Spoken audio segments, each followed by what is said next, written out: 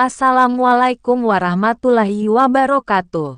Pada kesempatan kali ini saya akan berbagi kisah tentang salam iblis buat Rasulullah Shallallahu Alaihi Wasallam.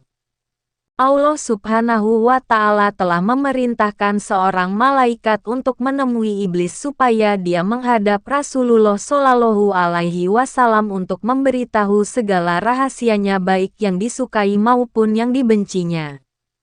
Hikmahnya adalah untuk meninggikan derajat Nabi Muhammad Shallallahu Alaihi Wasallam dan juga sebagai peringatan dan perisai kepada umat manusia. Maka malaikat itu pun berjumpa iblis dan berkata, "Hai iblis, bahwa Allah yang maha mulia dan maha besar memberi perintah untuk menghadap Rasulullah Shallallahu Alaihi Wasallam. Hendaklah engkau buka segala rahasiamu dan apapun yang ditanya Rasulullah harus engkau jawab dengan sebenar-benarnya. Jika engkau berdusta walau satu kata pun niscaya akan terputus semua anggota badanmu, uratmu serta disiksa dengan siksaan yang sangat keras." Ia mendengar ucapan malaikat yang dahsyat itu, iblis sangat ketakutan. Maka segeralah dia menghadap Rasulullah Shallallahu Alaihi Wasallam dengan menyamar sebagai seorang tua yang buta. Sebelah matanya dan berjanggut putih 10 lembar panjangnya seperti ekor sapi. Iblis pun memberi salam sehingga 3 kali tidak juga dijawab oleh Rasulullah Shallallahu Alaihi Wasallam. Maka iblis alaihi laknat, "Ya Rasulullah, mengapa engkau tidak menjawab salamku? Bukankah salam itu sangat mulia di sisi Allah?" Maka jawab Nabi Muhammad Shallallahu Alaihi Wasallam dengan marah, "Aduh Allah, setelah Allah kepadaku engkau menunjukkan kebaikanmu. Janganlah mencoba menipuku sebagaimana kau tipu Nabi Adam alaihi salam sehingga keluar dari surga. Habil mati teraniaya dibunuh Kabil karena hasutanmu. Ayub engkau tiup dengan asap beracun ketika dia sedang sujud salat sampai dia sengsara. Beberapa lama kisah Nabi Daud dengan perempuan Sulaiman meninggalkan kerajaannya karena engkau menyamar sebagai istrinya, dan begitu juga beberapa anbiya dan pendeta yang telah menanggung sengsara akibat hasutanmu. Sebenarnya salam itu sangat mulia di sisi Allah Azza wa Jalla. Cuma salammu saja aku tidak hendak menjawabnya karena diharamkan Allah. Maka aku kenal baik-baik. Engkaulah iblis, raja segala iblis, setan, dan jin yang menyamar diri. Apa kehendakmu datang menemuiku?" Iblis pun menjawab, "Ya Nabi Allah, janganlah engkau marah karena engkau adalah Khatamul Anbiya maka dapat mengenaliku. Kedatanganku adalah diperintah Allah untuk memberitahu segala tipu dayaku terhadap umatmu dari zaman Nabi Adam sampai akhir zaman, ya Nabi Allah. Setiap apa yang engkau tanya aku siap menerangkan satu persatu dengan sebenarnya, tidaklah aku berani menyembunyikannya." Maka iblis pun bersumpah menyebut nama Allah dan berkata, "Ya Rasulullah, jika aku berdusta barang sepatah pun niscaya hancur leburlah badanku menjadi abu." Bila mendengar sumpah iblis itu, Nabi Muhammad Shallallahu Alaihi Wasallam pun tersenyum dan berkata dalam hatinya, "Inilah salah satu peluangku untuk menyiasati segala perbuatannya agar didengar oleh sekalian sahabat yang ada di majelis ini dan menjadi perisai bagi umatku." Pertanyaan pertama, "Hai iblis, siapakah sebesar-besar musuhmu dan bagaimana aku terhadapmu?" Jawab iblis, "Ya Nabi Allah, engkaulah musuhku yang paling besar di antara segala musuhku di muka bumi ini." Nabi Muhammad Shallallahu Alaihi Wasallam pun memandang muka iblis dan iblis pun menggeletar karena ketakutan. Sambung iblis, "Ya Khatamul Anbiya, adapun aku dapat merubah diriku seperti sekalian manusia, binatang, dan lain-lain hingga rupa dan suara pun tidak berbeda kecuali dirimu saja yang tidak dapat aku tiru. Karena dicegah oleh Allah, kiranya aku menyerupai dirimu maka terbakarlah diriku menjadi abu." Aku cabut iktikat atau niat anak Adam supaya menjadi kafir. Karena engkau berusaha memberi nasihat dan pengajaran agar mereka kuat untuk memeluk agama Islam. Begitu jugalah aku berusaha menarik mereka ke kafir, murtad atau munafik. Aku akan menarik seluruh umat Islam dari jalan benar menuju jalan yang sesat, supaya masuk ke dalam neraka dan kekal di dalamnya bersamaku. Pertanyaan kedua. Hai iblis, bagaimana perbuatanmu kepada makhluk Allah? Jawab sang iblis. Adalah satu kemajuan bagi perempuan yang merenggangkan kedua pahanya kepada laki-laki yang bukan muhrimnya, setengahnya sampai mengeluarkan benih yang salah sifatnya. Aku goda semua manusia supaya meninggalkan sholat, terbuai dengan makan, minum, berbuat durhaka atau lalai dengan harta benda, dari emas, perak, dan permata, rumahnya, tanahnya, ladangnya, agar hasilnya dibelanjakan ke jalan haram. Demikian juga ketika pesta yang bercampur antara pria dan perempuan di sana aku lepaskan sebesar-besar godaan untuk hilang peraturan dan minum arak. Bila terminum arak itu maka hilanglah akal fikiran dan malunya. Lalu aku ulurkan tali cinta dan terbukalah beberapa pintu maksiat yang besar. Datang perasaan, hasad, dengki sampai ke pekerjaan zina bila terjadi kasih antara mereka, terpaksalah mereka mencari uang hingga menjadi penipu, peminjam dan pencuri bila mereka teringat akan salah mereka lalu ingin bertaubat atau berbuat amal ibadah, aku akan rayu mereka agar mereka menangguhkannya. Bertambah keras aku goda agar menambahkan maksiat dan mengambil istri orang. Kapan kena goda hatinya datanglah rasa ria. Bakal bur-bur megah sombong dan melengahkan amalnya. Kapan pada lidahnya mereka akan gemar berdusta, mencela dan mengumpat. Demikianlah aku goda mereka setiap saat. Pertanyaan ketiga. Hai iblis, mengapa engkau bersusah payah melakukan pekerjaan yang tidak bermanfaat, bahkan menambahkan laknat yang besar dan siksa yang besar di neraka yang paling bawah yang dikutuk Allah? Siapa yang menjadikanmu? Siapa yang melanjutkan usiamu? Siapa yang menjelaskan matamu? Siapa yang memberi pendengaranmu? Siapa yang memberi kekuatan anggota badanmu? Lalu iblis pun menjawab semuanya. Itu adalah anugerah dari Allah yang maha besar juga. Tetapi hawa nafsu dan takabur membuatku menjadi jahat. Sebesar-besarnya engkau lebih tahu bahwa diriku telah beribu-ribu tahun menjadi ketua seluruh malaikat dan pangkatku telah dinaikkan dari satu langit ke satu langit yang tinggi. Kemudian aku tinggal di dunia ini beribadah bersama sekalian malaikat.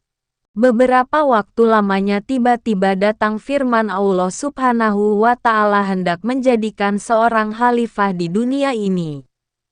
Maka aku pun membantah, lalu Allah menciptakan Adam alaihi salam. Lalu diperintahkan seluruh malaikat memberi hormat kepada pria itu, kecuali aku yang ingkar. Oleh karena itu Allah murka kepadaku dan wajahku yang tampan rupawan dan bercahaya itu berubah menjadi keji dan kelam.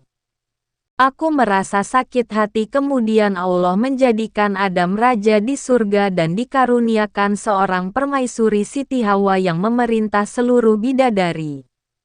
Aku bertambah dengki dan dendam kepada mereka. Akhirnya aku berhasil menipu mereka melalui Siti Hawa yang menyuruh Adam memakan buah huldi. Lalu keduanya diusir dari surga ke dunia. Keduanya berpisah beberapa tahun dan kemudian dipertemukan Allah di padang Arafah sampai mereka mendapatkan beberapa orang anak. Kemudian kami hasut anaknya Qabil untuk membunuh saudaranya Habil. Itu pun aku masih tidak puas hati dengan berbagai tipu daya aku lakukan hingga hari kiamat.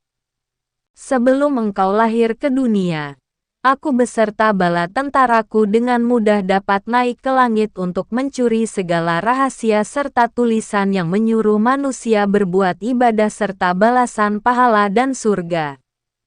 Kemudian aku turun ke dunia dan memberitahu manusia yang lain. Ada apa yang sebenarnya aku dapatkan dengan berbagai tipu daya hingga tersesat dengan berbagai kitab bitah dan carut-marut. Tetapi ketika kamu lahir ke dunia ini maka aku tidak diizinkan oleh Allah untuk naik ke langit dan mencuri rahasia karena banyak malaikat yang menjaga di setiap lapisan pintu langit. Jika aku bersikeras juga ingin naik maka malaikat akan melontarkan panah api yang menyala. Sudah banyak bala tentaraku yang terkena lontaran malaikat itu dan semuanya terbakar menjadi abu. Maka besarlah kesusahanku dan bala tentaraku untuk menjalankan tugas menghasut. Pertanyaan keempat, hai iblis, apakah yang pertama engkau tipu dari manusia? Jawab sang iblis, pertama sekali aku palingkan iktikat atau niatnya. Imannya kepada kafir. Juga ada dari segi perbuatan kata, perilaku dan hatinya. Jika tidak berhasil juga aku akan tarik dengan cara mengurangi pahala. Lama-kelamaan mereka akan terjerumus mengikuti kemauan jalanku. Pertanyaan kelima, hai iblis, jika umatku salat karena Allah bagaimana keadaanmu? Jawab sang iblis, sebesar-besarnya kesusahanku. Gemetarlah badanku dan lemah tulang sendiku. Maka aku kerahkan berpuluh-puluh iblis datang menggoda seorang manusia pada setiap anggota badannya. Setengah-tengahnya datang dari setiap anggota badannya supaya malah salatnya was-was. Lupa bilangan rakaatnya. Khawatir pada pekerjaan dunia yang ditinggalkannya lalu ingin cepat habis sholatnya. Hilang khusyuknya. Matanya selalu menjeling ke kiri kanan. Telinganya senantiasa mendengar orang berbicara dan suara bunyi yang lain. Setengah iblis duduk di belakang badan orang yang salat itu agar dia tidak kuasa sujud berlama-lama. Penat atau duduk tahiyat dan dalam hatinya senantiasa ingin cepat habis sholatnya. Itu semua menyebabkan kurangnya pahala. Jika para iblis itu tidak dapat menggoda manusia itu maka aku sendiri akan menghukum mereka dengan seberat-berat hukuman. Pertanyaan keenam. Hai, jika umatku membaca Al-Quran karena Allah bagaimana perasaanmu? Jawab sang iblis. Jika mereka membaca Al-Quran karena Allah, maka rasa terbakarlah tubuhku. Putus-putus segala uratku lalu aku lari daripadanya. Pertanyaan ketujuh.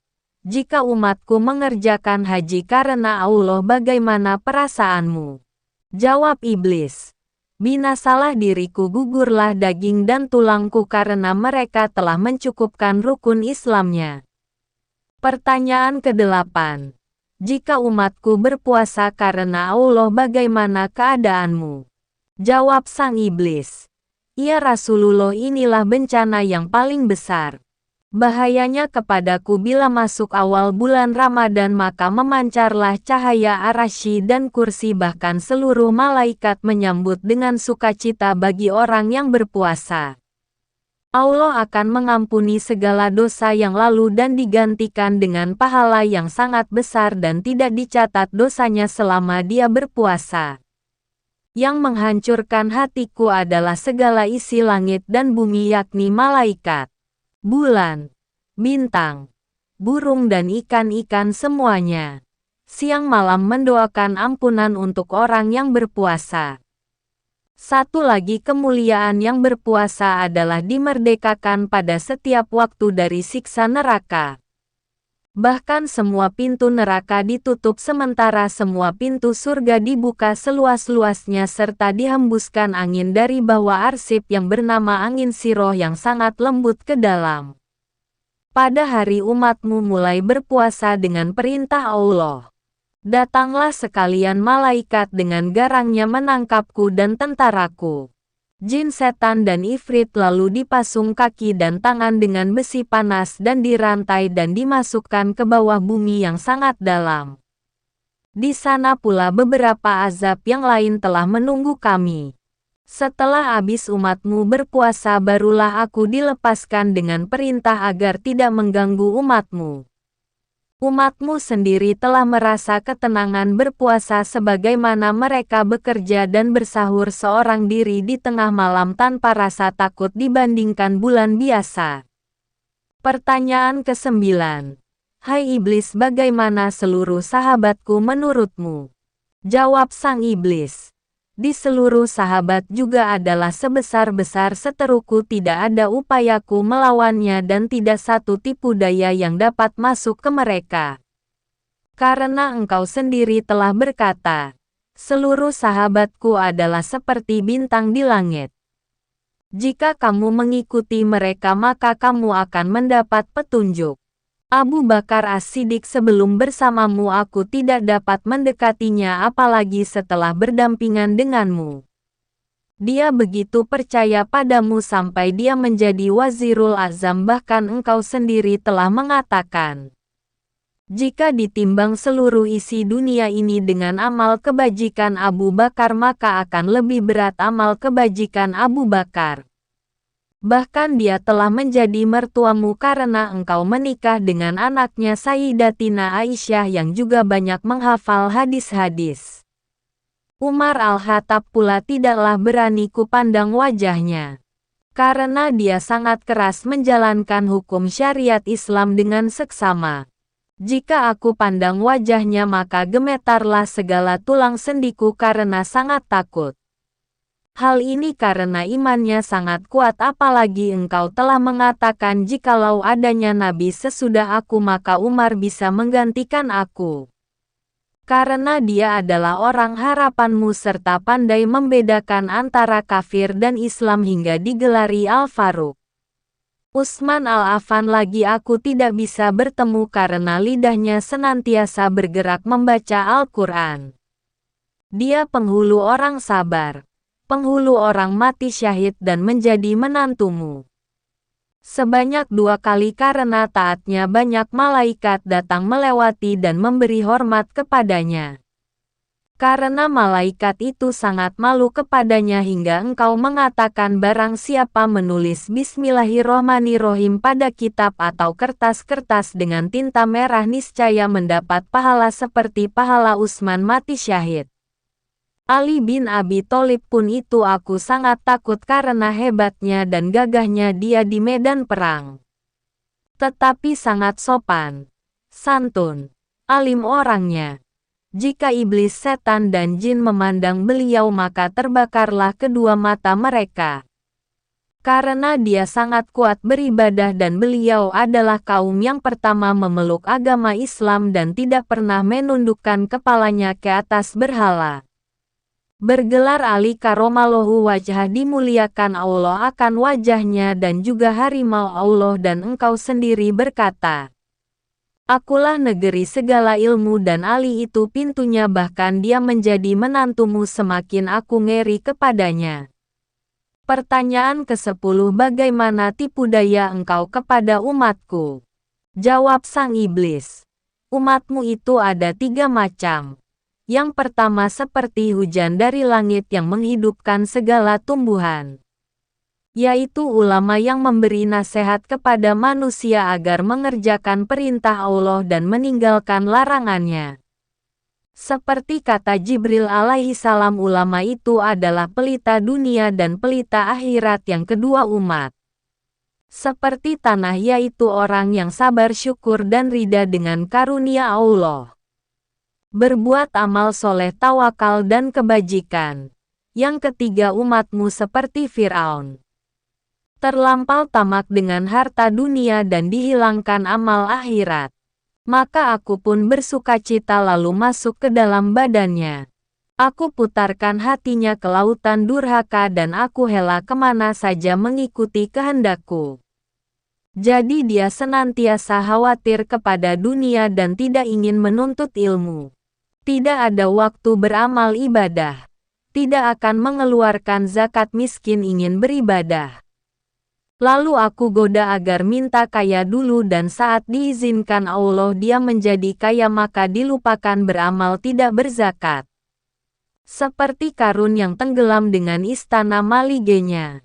Kapan umatmu terkena penyakit tidak sabar dan tamak dia senantiasa khawatir akan hartanya dan sebagian asyik ingin merebut dunia harta. Berbicara besar. Sesama Islam benci dan menghina kepada yang miskin. Hartanya untuk jalan maksiat, tempat judi dan pelacur. Pertanyaan 11 siapa yang serupa dengan engkau? Jawab sang iblis orang yang meringankan syariatmu dan membenci orang belajar agama Islam.